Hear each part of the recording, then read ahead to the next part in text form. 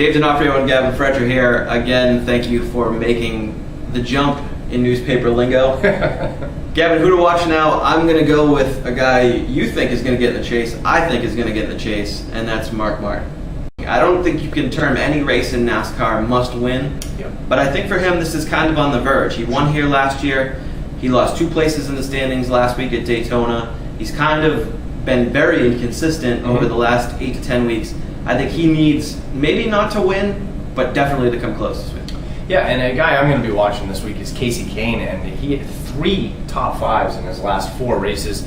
The other race, a 36th, but that was at New Hampshire, and we both saw what he did. He was the dominant car for much of the afternoon. Absolutely. So this is a guy who's obviously found something's working right with that team. It could have gone the other way with them, but they're hanging in there and they're doing well. And I think this is a track that he could possibly be a guy to watch this week. He's a guy who does very well on these cookie cutter tracks, which is where we're headed this weekend.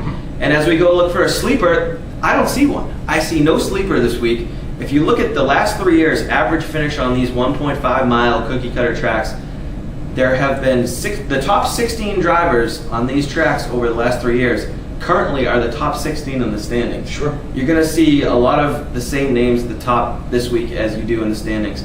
No sleeper. I can't disagree with that. I do have a sleeper, but you're absolutely right. I mean, this is a guy based on more so what he's done recently rather than in the past or based on this track specifically. I think no top 10s in the last 5 races for Matt Kenseth, but he's been very good at Chicagoland. This is a guy with 2 top 5s, 4 top 10s, and a 10.67 average finish. So while this has historically been a good track for him, he hasn't been very good of late. So let's see if he can turn things around at a track he's done well on. Contemplated putting Kenseth on my fantasy team, ultimately opted against it, and that's probably a good move since I'm now leading Gavin by almost 200 points.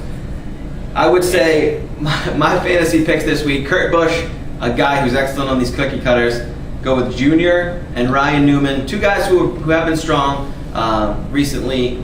Junior, I really like what he's doing. Newman and the Stewart-Haas team have performed well at this place traditionally. And I'm going to go with Reed Sorensen. Brian Vickers had performed pretty well at Chicago in the past, so I think the 83 team might know what they're doing. It's slim pickings with the C-list guys this week. I'm going to roll with Allmendinger again. I think it's about the 5th week in a row I've used him, so why not at this point? Maybe that fire will lead to a win this week. Harvick and Kenseth as my B-list guys, and Jeff Gordon has got a win and a 7.33 average finish in the last 3 years, so obviously a guy who knows this track well.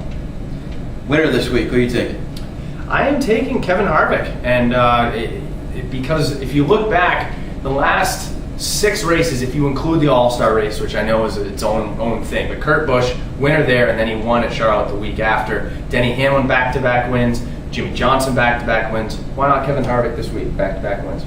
Definitely a possibility. I'm going with Tony Stewart. He's got 2 wins there. Even more impressively, 7 top 5 finishes in 9 starts at Chicago.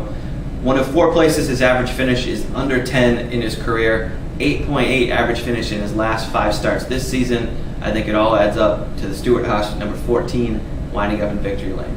I forgot he was in the Sprint Cup. Yeah, well, it happens. We'll see how those predictions come out next week. Thanks for joining us. Take care.